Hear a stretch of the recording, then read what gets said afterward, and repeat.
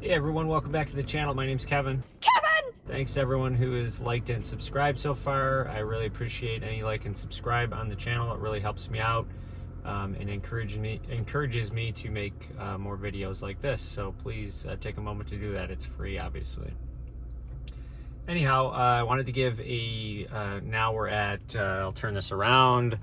We're at 5,269 miles. So this is somewhat of a 5,000 mile update on the truck. As you can see, the trip computer is showing that over the life of the truck, I've gotten 17.7 miles per gallon.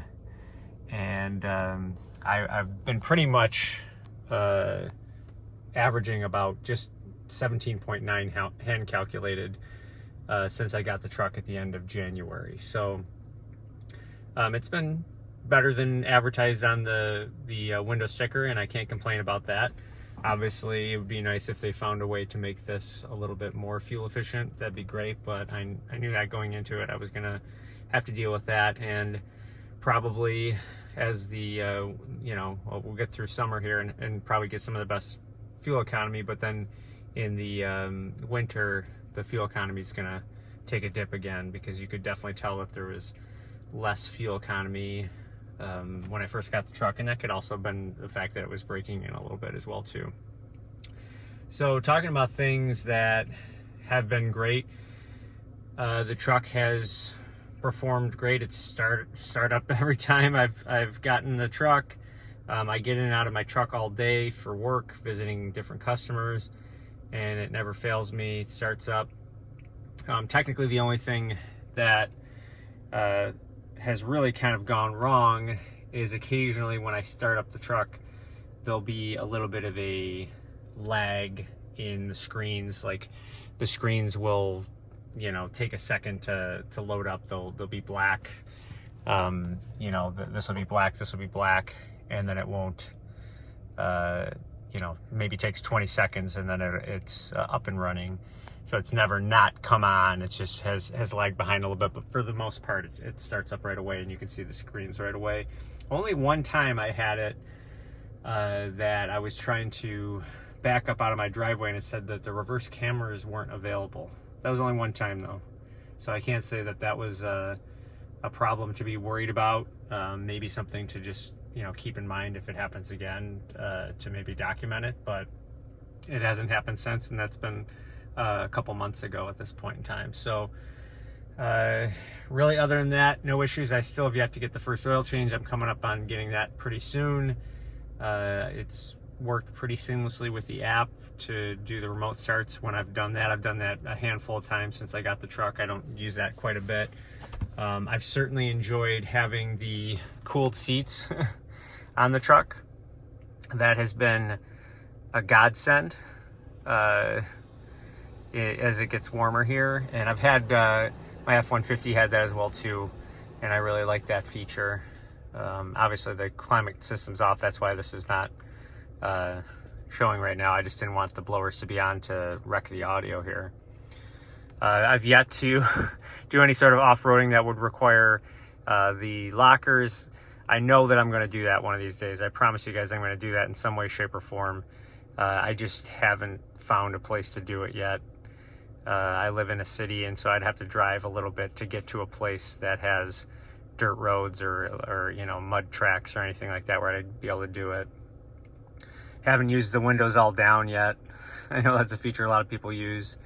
And I haven't hooked up any accessories to it. I am thinking about upgrading the exterior lights that are halogen to LED. I've watched a couple videos of people who have done that, and I'm thinking that I'm gonna pull the trigger on some of those lights soon and do that assembly. So obviously I'll do a video, not necessarily a how-to video, but a video showing you that I did it and the before and after. I think the headlights that are on here, which are LED because this is the ZR2, obviously some of the lower trim Colorados will have the halogens. I think that the LEDs are great nighttime headlights. They seem to illuminate the road pretty good. They're projector style. They don't follow you as you turn, but they're certainly bright enough for me and do the job. For Other issues, I've kind of mentioned that the wireless charger is pretty much useless to me. My phone doesn't like it for whatever reason. I don't know why. I wish it worked, but I just run a cord through here and it's fine, and my phone stays charged all day. It's not really that big of an inconvenience to plug it in if it's sitting right here, and I just kind of put my phone in this little slot here or here and have my water bottle here. It's worked out pretty good. The storage under here, not too bad. You know, I get by. I got it crammed to the gills. Same thing with this here. I get by with that. There's not too much in there. Seems to work pretty good for me. I keep my sunglasses in the center there. I wish there was a sunglass spot up here, but there's not. I'll overlay some video here, but the getting in and out on this side is a little bit of a pain in the butt because they don't have the grab handle right here like they do over there. So I can imagine with time, even though I'm not the heaviest guy, the little seat lip that you're seeing here will it'll wear down. It's already wearing down a little bit compared to the passenger side, and I wish that there was a better solution for that. I don't want to put steps on this truck because I just think that the stance with the rock rails just looks too awesome to and I'll deal with the seat wearing a little bit, I guess, for that. Call it vanity if you want, but you know, I'm not going to put steps on there. I know for some people that's probably a necessity, but right now I have enough mobility to get in and out of the truck okay. I imagine as I get older, I'm going to want steps on there as I get more rickety. I'm already rickety, but as my knees start to get worse, I'll probably do something like that. Obviously it's summer, so the bugs are out, and you'll see here that, you know, the front of this truck is like a battering ram for bugs, and the windshield and the front is constant. You'll get a car wash, and driving home from the car wash, you'll hit about 20 bugs and pretty much undo everything that you did in that car wash. Obviously a vehicle with 5,000 miles shouldn't have any issues with it.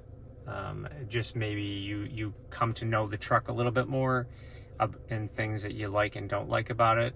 I'd say, like, just other than those minor things I've mentioned, I love everything about the truck. It drives great. You know, it still feels like a truck. So I know some people, if you're nervous about going from a full size to a mid-size, which I was, the second I got in this thing and test drove it, I'm like, okay, it still feels like a truck. Certainly it's not as big. It's, you know, you feel like you can maneuver it a little bit more in parking lots and whatnot compared to like a full-size truck, but it still's got that truck ride to it, which admittedly is not the most comfortable ride, but it's something that if you don't have it, it's not a truck. So we all put up with it because that's just, it is what it is, and you can't have one without the other. Obviously with the suspension on this, it probably rides better in certain situations. It tends to feel like when I'm pushing it faster, and that would make sense with this type of suspension, that it kind of glides over rough terrain the faster you go, and the slower you go, maybe it's a little bit less compliant over rough terrain. So you know, that Baja mode is one of the modes on here, and that's probably where the truck shines the most, is high speed desert whoops and all that stuff. I don't think I can see, I guess another annoyance I have is I can see why GM is maybe considering getting rid of, and I think they are considering or already setting it in motion because they're doing it on some of their electric vehicles, getting Apple CarPlay out of their vehicles at some point completely. Because for the most part, the integration is good with the maps and everything. But the one thing that I have a problem with is speech to text when I'm trying to send text messages, because I'm in my car all the time. I'm getting text. You see, I got text messages here that I got to respond to, and it's just so convenient to have it read the text message for me, and then me be able to use my voice to respond to it, so that I don't have to, you know, every time I stop, do it. It's already done, and I stop and I get out of my car and I go into my customer's and visit them.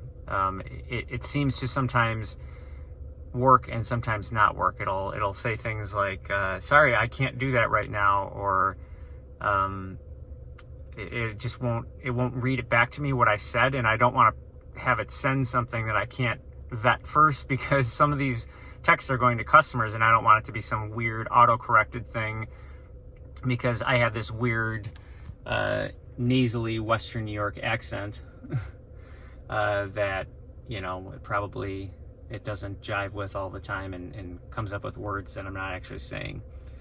I guess another thing, and this isn't like tons of things that I hate that would keep me from buying the truck, is the back seat. Once the seats are folded up, it's not really as usable as I would like it to be. And I've mentioned that in other videos as well too. I'll overlay the video here where you'll see me kind of, you know, moving this box around that I keep in the back there. It's wedged back there, and then I'm trying to like maneuver it. There's really not a flat place to put just a regular size box. And I work for a wine and spirits importer distributor, and quite often I have, you know, a case or two of wine that I'm toting around, if not a whole lot more, and I put that in the bed of the truck. That's why I bought a truck to begin with, is because sometimes I need to do that. But it's just like, it could be more usable. And certainly, yes, I could have bought a full-size truck and that would have solved the problem there, but it was a money thing for me, and I wanted certain features.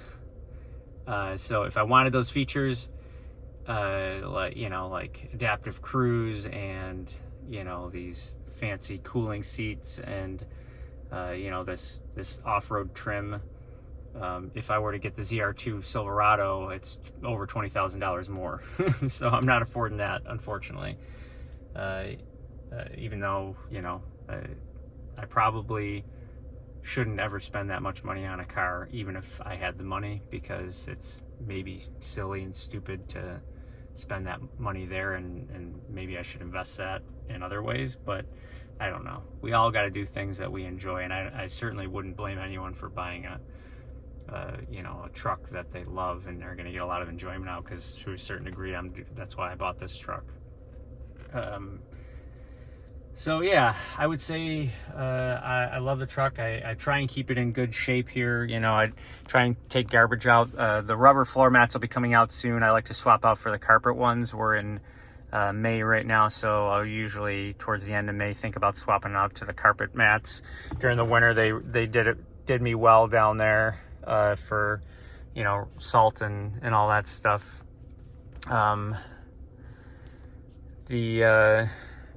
I've used the auto four-wheel drive a bunch during the winter. That was great. I'm sure from here on out, unless it's a really super rainy day where I'm worried about hydroplaning or something like that, then I'm going to be mostly in two-wheel drive, too high. The last tank I got about 340 miles out of, so that's kind of nice. You know, I was doing a lot of throughway driving on that particular tank, but I think that and you can see that I've been idling here. We started this video and I was at 18 mpg. I just filled up actually, so I've only got 1.2 miles on this tank. But as you sit here and idle, this thing just like guzzles gas. So I try not to do that. I'm only leaving this on for the sake of the video. I usually have the engine off as much as possible and not sit there and idle unless it's super hot or super cold and I need the aircon on or the heat on. Heating steering wheel was great during the winter, and honestly, the fact that you can set something in the menu to automatically gauge the outside temperature, and if it's super hot, it will automatically put on the cooled seat for you, and if it's super cold, it'll automatically put on the heated seat and the heated steering wheel for you, so you don't even have to do it. I understand people that maybe would like to choose that and not have the truck do that for you, and you can certainly set that in the settings, but I actually appreciate it, because quite often my wife has it on her Alfa Romeo, and I was forgetting to put on the heated steering wheel, and I'd get to my destination and go, oh crap, I had a heated steering wheel that I could have been using and I didn't use it. The bed of the truck, I think that I've talked to in other videos, I definitely need to get a topper for, not necessarily a topper or a cap. I need to just get like a bed cover, and I've been looking at a couple different ones. Unfortunately, the ones that I want are like $1,200, so I gotta wait a little bit and save up some money for it. You'll see the inside of the bed. It's kind of annoying me, is getting all this bird crap and, you know, tree debris and stuff like that, and which is just a pain in the butt to clean out. Obviously, if you're putting stuff in there on a regular basis, like, you know, mulch and gravel and stuff like that, your bed's gonna get messy and dirty.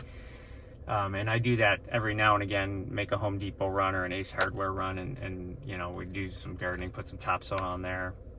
But for the most part, you can kind of hose that out a little bit and keep it cleaner or whatever. Mostly because I don't want to have it be too dirty and have to put in cases of wine back there that are eventually going to go to a customer that might use them in a merchandising situation. That's just a personal thing. I know some people are going to be like, oh, you know, it's a freaking truck, man, like it's going to get dirty. I know that, you know, if I didn't work in this particular field, then maybe I wouldn't care so much. But anyway, that's all I got for this week. That's my 5,000 mile update. If you guys have anything you want me to answer questions on about the truck, if you're shopping it, this is the 2023. I know it's not the 2024, but they're very similar. There's really hardly any differences between the two of them, and most things are going to be the same on this truck as they'd be on the next truck, or at least the ZR2. I know that. So put those in the comments, and I'll do my best to answer them. I read every comment and I respond to every comment, unless for some reason some glitch makes me not see the comment. That's happened a couple of slip through, so I apologize if you've commented on my videos and I didn't see it. Put another comment down. I'll surely see it, the next one you put down, and respond to it. And having said that, I'll see you guys next week at 7 a.m. Eastern Standard Time.